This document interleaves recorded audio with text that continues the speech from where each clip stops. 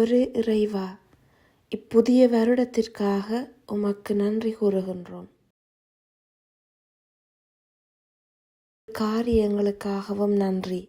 புதிய நம்பிக்கை, புதிய பரிசுகள், புதிய வாழ்வு, புதிய வருடம், அனைத்து புதிய தொடக்கங்களுக்காகவும் உமக்கு நன்றி.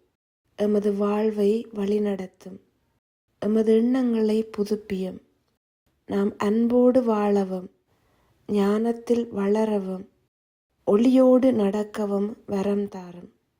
எமது குடும்பங்களை ஆசீர்வதியும், எமது உறவுகளை பலப்படுத்தும்.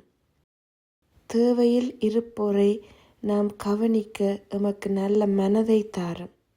இப்புதிய வருடம் உமது சமாதானத்தில் நிலைக்கட்டும்.